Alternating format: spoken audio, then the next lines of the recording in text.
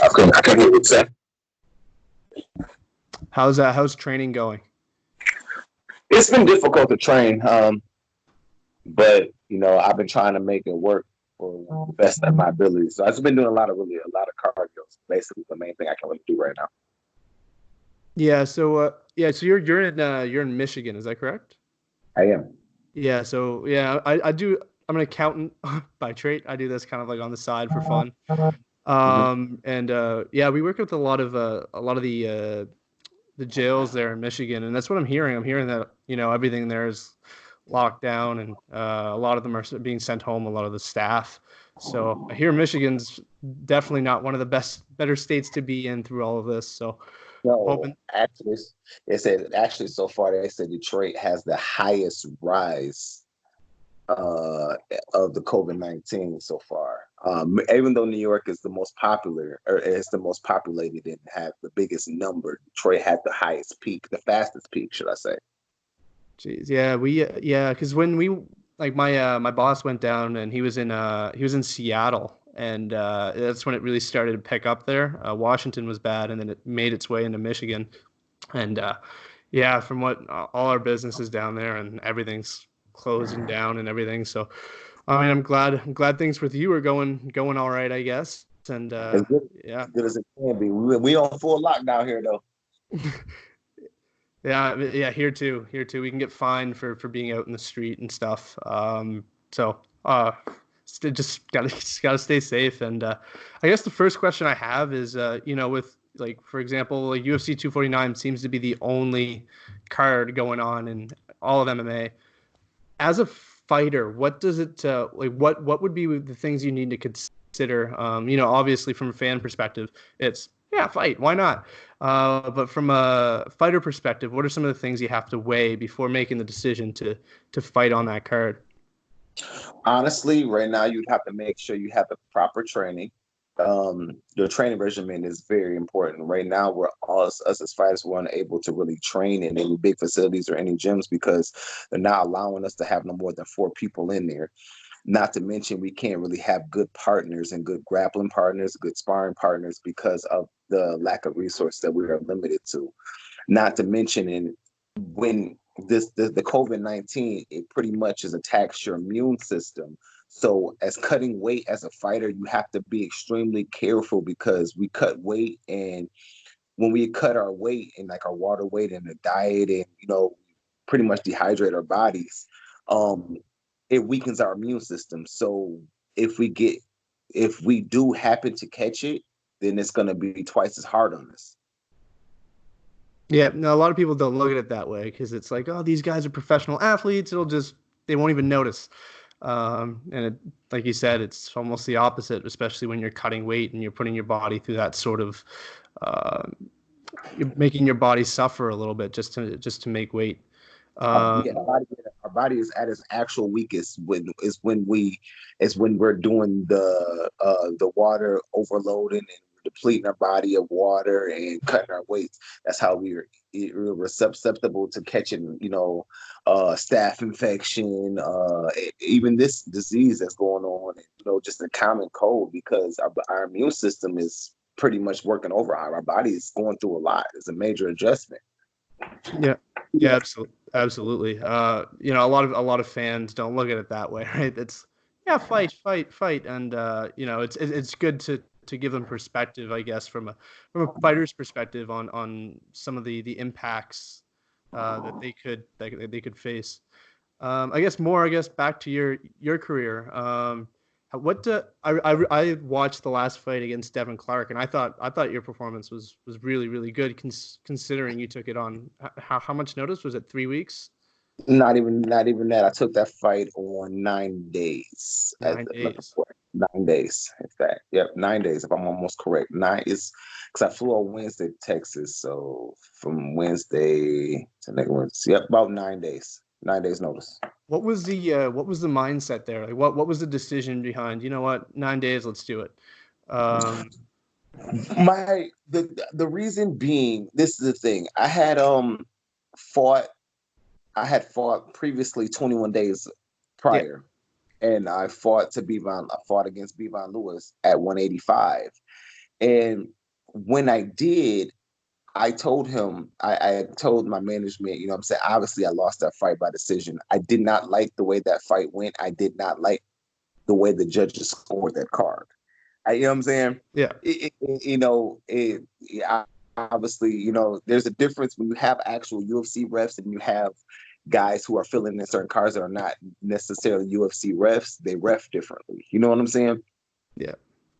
And, again, his hand was raised, so it is what it is. But the thing is at that time, I felt like I worked so hard for such a little performance and I was upset. So I talked to my manager and I told my manager, I said, you know what? I'm still in fight shape. I want to take another fight. I haven't took no damage. There was no fight. The dude pretty much held me the whole time. There wasn't a fight. I was the one who was trying to engage into a fight. He didn't want that. He wanted to turn it into a holding match. So I'm like, you know what? Let's, look for another fight for me. Obviously I planned on fighting at 85, which is my actual weight class, because that's what I fight at. But they had told me that there was a feeling spot at 205, even though it was outside of my weight class. That's the only thing that was available at this time, and things was getting pretty limited for me. So I was like, if it is what it is, run it. You know what I'm saying? So I took that fight, against Devin Clark, and again, I wanted to fight. I feel like there's no reason for me to. I weighed in that day I got there in Albuquerque. I weighed in that day at 202. The next day, or that Friday, I weighed in at 202, and then I kept trying to put on weight all week. But the next day I got up to 206. You know what I'm saying? Yeah, so you were fighting at the weigh-in weight, and he's probably 220, 225, He was a good 239. That was pretty much on the record, because they weigh us in 3 times. A lot of people don't know that. You know what I'm saying? So yeah, he had a good 30 pounds, but it is what it is. I wanted an actual fight though. Like, it seemed like he was trying to win safely by any means necessary, but not really trying to finish me, but to be comfortable. You know what I'm saying? Yeah, get the W. Yeah. Yeah, and it's that's one of the things I like about your style is you've got a long range to begin with, and you like to come forward, and I really like your style, and that's I saw it in the first fight that you had in the UFC. I really liked that fight. I know it didn't go your way, but I thought that was someone who actually entertained your style, and I thought your performance stood out there because it was 2 guys who actually wanted to engage. You're right. And you got to think about it. All 3 of my fights so far, all been short notices, and I've been the one who stepped in. Every last one of them. That fight, my UFC debut, I had to cut 25 pounds. I took it on 3 days' notice, and it was outside of my weight class. You know what I'm saying? And, so me and my management, we agreed. My manager's Jason House from Iridium Sports Agency. We agreed that my next fight in the UFC, that we're taking it on full camp. I'll know ahead of time, so the UFC can actually see my potential, because I feel like they've only have yet to see a glimpse of what I can do. You know what I'm saying? I mean, I'm taking these fights short notice, which part of it is is on me, it's my decision, but it's more like, I don't know. I'm still learning how this thing goes. I'm not familiar with, do I take these opportunity now, or I might not get an opportunity in a couple of years? I don't know how that works. So it was more of like, I'm gonna jump on the opportunity as soon as it comes, because I'm not afraid to fight nobody. And you had 28 pro fights before even making it to the UFC. So, you don't take a short notice fight to get in, will that opportunity come up again, et cetera, et cetera. So those are definitely things you've got to weigh, right? Exactly. And at 33 years old, I mean, this is the thing. Like, they look at it, some of them look at it as, well, he's 33 years old, he may be washed up, or he may be past his prime. But I've been lucky enough to lose most of my fights by decision. Like, even that fight when I fought Docha, my UFC debut, even though the referee had stopped the fight, that was an early stoppage. Like, I was completely into the fight. You know what I'm saying? I was wall walking during that time. I even talked to the ref. I thought it's because he threw the illegal elbow. I'm like, I'm like, that's the point. That's the first thing. I was completely responsive, 100%. And, he did say later on, after looking at the videos, that it was, that from his angle, it looked worse than what it actually was. And his job is to protect the fighters, which I could understand that. You know what I'm saying? But as a 30 fight veteran at that time, you should at least give warnings. You never gave me a warning. You never said anything. You know what I'm saying? If I'm improperly defending myself, say something. You know what I'm saying? Because at that time I was covered well and I was walking the cage. That's the most action I've got this guy to actually move. So when he was moving, I was in the process of flipping him and reversing him because I knew that on his back, he is horrible. I knew this. Yeah. I was just trying to get him to tire himself out. I mean, that's pretty much what it was. But again, these are fights that are in the past. The only thing I can do is look forward to something in the future. But I'm going to make sure that we have a full camp and I'll be ready for it. That way they can, reconsider anything if they ever decide they want to cut me. I'll make sure. Right now, I'm in good standings. They appreciate the fact that I take fights short notice. They appreciate the fact that I always try to bring the fight to any opponent that I fight. I always bring them to them. Yeah, so they do like my, Yeah. I mean, you've lost 3 fights, but all 3 of them have been you initiating it, you wanting to fight. And I think that, I mean, you've seen it before. Like, there are guys who have winning records. Elias Theodorou, who was a middleweight a while back, he had insanely winning. He was doing really well, but his style wasn't fan pleasing.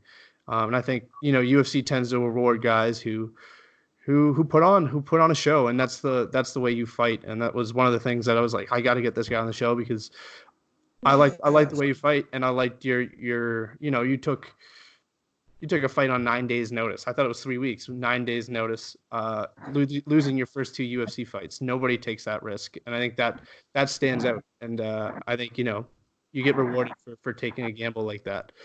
And then as for speaking for, you said you wanted to take some time and make sure you get a good training camp. Is there, obviously with the COVID-19 and all that, who knows when anyone's going to be able to get back in the octagon, but do you have a date that you're like, you know what, that's more or less when I'd want to fight, or is there a timeline there? Or?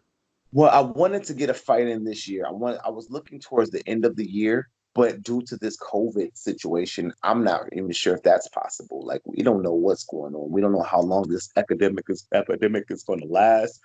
So it's kind of putting a lot of things on standstill. Like, I'm unable to really even actually train like I wanted to train. I planned on like 2 of my main gyms that I go back and forth between, that I started going back and forth between, that I started putting a lot of effort into making these things happen, which was be back and forth from Vegas at Extreme Couture and going to Colorado, where I could actually train with, not Muscle Farm, but train at Factory X and Dwayne Ludwig's and Eastern Jiu-Jitsu. Like, I was planning on going back and forth, each month up into whatever fight I'd have. And then I would be in Vegas for 3 weeks, and I'd be in Colorado for the remaining 3 weeks. And then I would finish my 2 weeks of my camp at home in Michigan. You know what I'm saying? Before I flew out wherever. So I'll make sure I had a full camp and I can actually focus. But during this now, it's like I can't even put a date on it.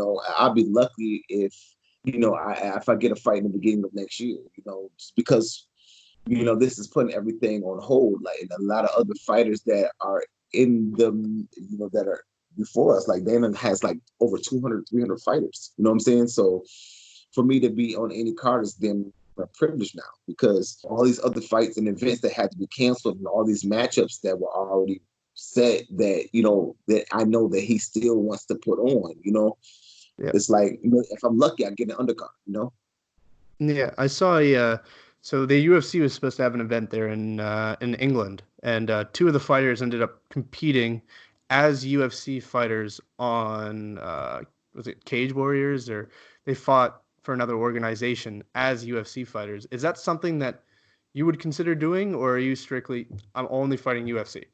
I'm strictly fighting only UFC. And the reason why I'm not fighting no other organizations, because I worked hard to get here. I worked hard to be in UFC, and I feel like I deserve that. So I feel like, not to discredit any other promotion, it's just the fact that I've had offers of Bellator before. I've had offers at, PFL. Before I got to UFC, I promised my son that I would make it to the UFC and that I would get my hand raised there. And I still have yet to complete my promise to my child. So therefore, I don't want to step in any organization until I fulfill my promise. So, obviously work is work, and we all have duty calls, but my number one goal is to still remain and be active into the UFC.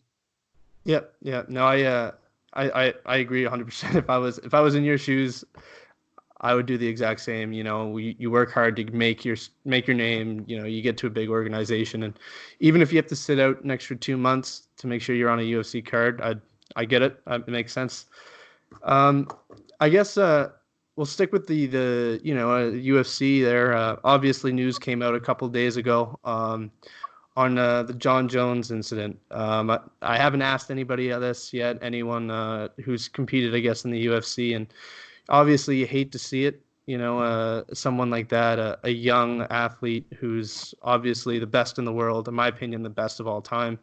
What's your take on it? Do you think, what do you think the proper measure is here from an organizational standpoint? Do you think, even if there is no legal repercussions, do you think they need to take a step back and be like, look, this isn't the first time you've done this? Or do you think it's like, what?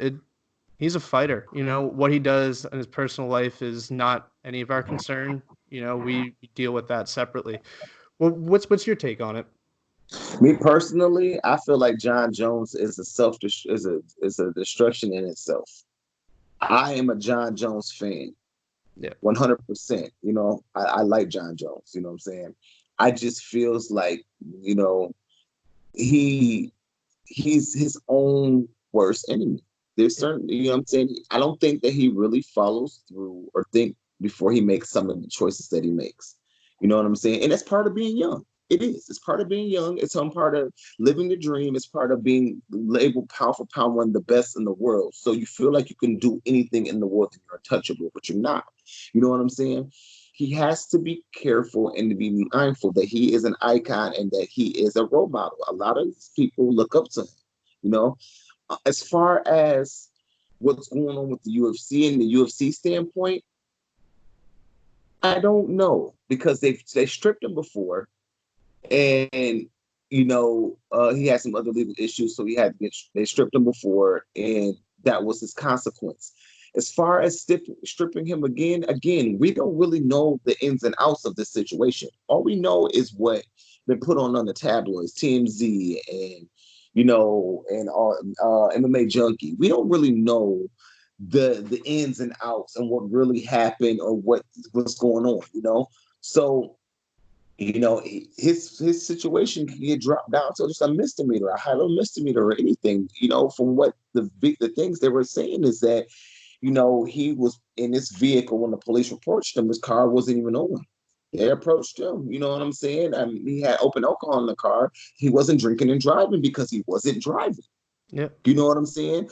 And as far as them finding a gun and this and that and the other, the thing is what it, he may have found a gun, but is it illegal? Does he have a CCW? I mean, there's certain things that people that they're not considering or they're not seeing. It's just going from how the outside looking in. So my opinion is, for the UFC standpoint, is I don't feel like they should make any type of consequences until they find out 100% what's going on, and if any of these legal standpoints will prevent him from fighting, then I can understand you stripping him or creating an interim title for somebody to fight for the interim title and then for them to fight the champ when the champ returns.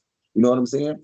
Yeah. But right now, he just had two close controversy wins, Dominic Reyes and Thiago Santos. So, and then we have I can't even pronounce his name, the guy who just beat Corey Anderson. Jan Blachowicz, Blachowicz or whatever his name is. I fought on that Santa Ana card, in Albuquerque. Maybe, have one of those guys fight for an interim title, and then, go from there. But I don't feel like he should be stripped directly right now. Yeah, I think it's a bit too early. And besides, the whole sport's kind of on a standstill anyway. So, it's Exactly. So it's not like he's up. He just defended this title. He just defended this title February 8th. He's not up to defend no title no time soon right now. yeah. So I it mean, should. he had 3 fights like right back to back. Anthony Smith, and the 2 that you mentioned, Thiago Santos and Dominic Reyes. So I mean, he's been active. You So I don't have think to that there's no. you don't really have to take another fight for another year Yeah, and a half if possible. You don't really have to right now. You know what I'm saying? So he's good. He can just get this taken care of and sit back and remain active and be fine and follow the guidelines and don't get your ass in no more trouble. yep, yep. So we talked about a date for you. Is there a name that comes to mind? Like you're like, I'd like to fight this guy, or is it, I'll worry about that closer to the date. Is there? I personally, to answer that question, I want to fight somebody who is going to match my style. I am tired, even though this is chess and not checkers. I feel like I want to fight somebody who's going to bring out the best in me and to bring out the potential that I really have yet to show the UFC.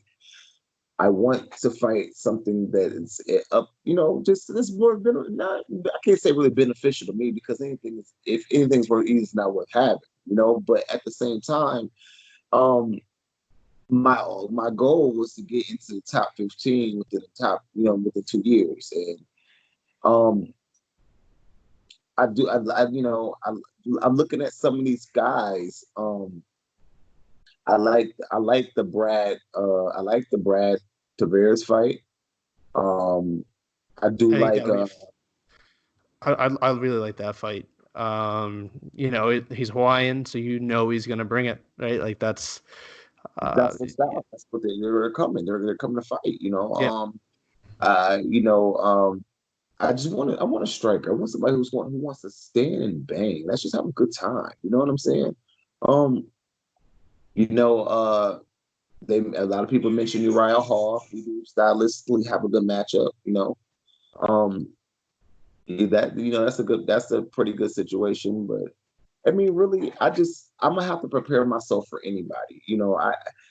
I do want to be in the top 15, but I'm grateful for whatever they put in front of me, just long as they give me something that stylistically matches up. You know what I'm saying? yeah. I mean, I think And you deserve that. 3 short notice fights. that's what I feel like. I honestly feel like I deserve a fight that as actually stylistically matches up and that's in my favor. I've done the UFC favors. They've given me the privilege and the honor to represent their brand and to fight them. So I will always be grateful. But I really feel like I deserve a break. Yeah, yeah, absolutely. I guess a couple more questions. What's your prediction for the only MMA card that could possibly happen in the next few months? 249. Do you have a prediction for the potential main event that may or may not happen? Could be even Tony. I doubt. You know what? Truthfully, I doubt that Khabib's gonna. If he's already in Russia and Russia's not allowing him to leave the country, he's not fighting. I don't think I don't think that's. I truthfully believe that it's going to be. I believe that Gaethje just don't give a fuck. You know what I'm saying? He don't. And I think that this is the crazy part, though. Truthfully, I've always told people this. My 2 predictions of the people who can actually beat Khabib would be the people that are facing each other, which is Tony Ferguson and Justin Gaethje. Those are the only 2 Yeah, people that I feel like stylistically that can beat Khabib because of they bring the forward pressure, which we all know Khabib at his only weakness is he cannot fight going backwards. He yeah, cannot. I'm saying they have both Tony Ferguson and Justin Gaethje has endless cardio. You know, they both have wrestling backgrounds and they both have jiu-jitsu backgrounds. So that's going to be a tough matchup for them. You know what I'm saying? yeah, I believe that those 2 people are the only 2 people at 155 that can beat Khabib. Those are the only 2 people I feel like in that whole division. You know, it would suck that they fought each other. I would hate to see that because you know, I don't know who would win, but at the same time, I would like to see one of those guys fights Khabib, and I feel like the opposite. The whoever wins, I feel like they both have a chance to fight Khabib if Khabib loses. If he wins, if he beats one, you know what I'm saying?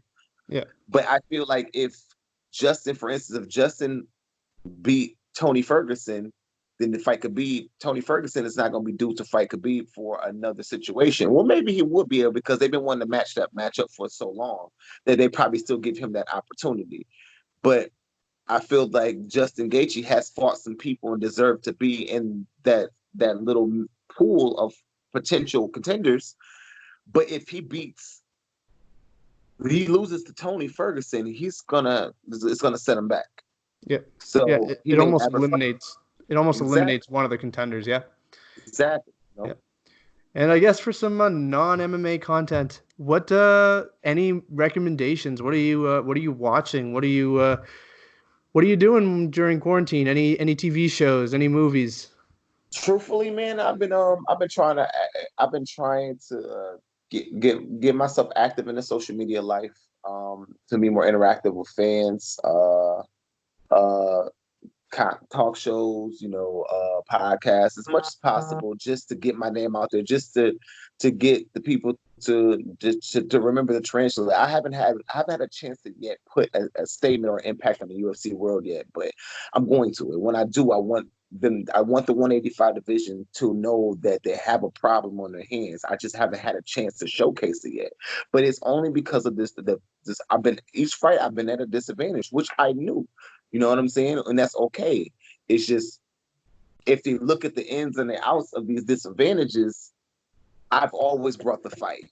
And that's even on short notices. So for them to be aware that at full potential, what problem I'm going to be, you know? But as far as watching any shows, man, I've been watching like The Walking Dead, man. I've been trying to find out something to watch that are long, full seasons that I can just try to occupy my time. So I started watching The Walking Dead. I haven't watched it yet, so we'll see where that goes. But other than that, nothing specific. Nothing specific. Yeah, and I guess a question I just thought of right now. So as like I'm just thinking, as I have a little brother who's 11 years old, and if he came up to me and said, you know what, I want to be an MMA fighter, I'd hit him upside the head. I'd be like, no, you're not. You're like, you're no way, right? If as someone who's obviously fought and has 30 plus fights, if your kid came up to you and said, you know what, I want to be a fighter, and what advice, I guess, would you give to parents who have kids who want to do martial arts? Well, the thing is, it depends. At the end of the day, you always want your kids to be active in some type of activity, in type of sports. Right now, for instance, my boys, because I have all boys. One of my boys are, he's in wrestling. I went from wrestling to football, and I teach him, pad work and teach them, martial arts myself, just so they can learn how to defend themselves if it ever comes down to it. But it depends if they actually really want to do this. I mean, it's all, put them in like a taekwondo or, just something for them to be active and see if this is what they want to do. And they decided they'll talk about fighting later when they get older. But till then, the thing is, as young kids these days and growing up in this world, mixed martial arts is probably one of the best type of disciplines you can give a grown upcoming kid because it teaches us discipline and self-control and how to be able to handle our anger. So yeah. I'm all for it. I'm all for it. Yeah, I do. Like I did a little bit of jiu-jitsu, and I personally, because I don't like getting punched in the face, I stuck with jiu-jitsu, which is no joke either. Choke doesn't tickle, but one thing I always found about jiu-jitsu was, the class. Whether you win or lose, you shake hands, you bow, you show respect, and I think that's something that's the one thing I think that martial arts does for a lot of people and a lot of kids is teaches them respect and discipline, and you don't get that in a lot of other sports. You don't at all. All right, man. I appreciate you taking the time to talk to me, and wish you all the best. And I'll look forward to your other fight, and hopefully it's in 2020 and not 2021. And I hope you get a fight that entertains your style, where you can really showcase what you've got, because I'm a huge fan. I like the way you fight. So all the best, and stay safe. Thank you. I appreciate it.